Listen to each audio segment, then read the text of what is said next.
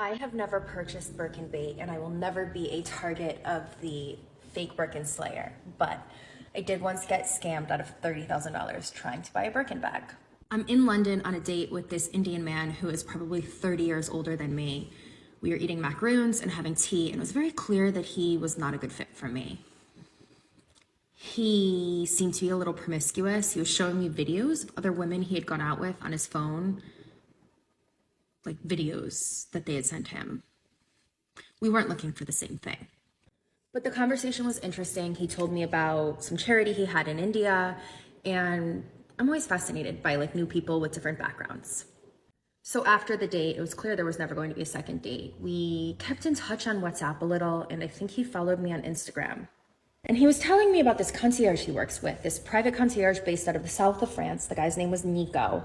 And I think it came up in the context of him talking about how he helped him arrange some party and then he helped him rent a yacht. But he, for like a few weeks, was telling me about this like wonderful guy, Nico.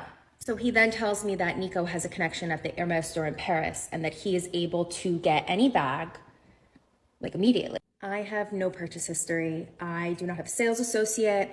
I've never really cared about getting a Birkin or a Kelly. It's not like high on my priority list, but if someone gave one to me, I would obviously love it.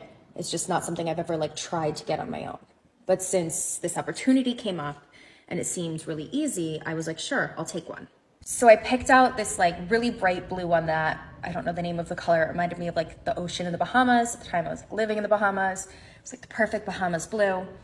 My friend at the time wanted a Kelly, so I asked for a Kelly as well. And then my mother was like, oh, get me a Birkin. I think she picked out like, I don't remember what color she wanted. But so I asked this guy for 3 bags and I gave him my credit card.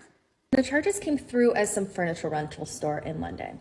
And both Sanjiv and Nico explained to me like, oh, that's how he does it. That's how he processes the payments for his concierge business. It was a little bit weird. And I went with it for a few weeks. And then it was very clear that we were not getting these bags.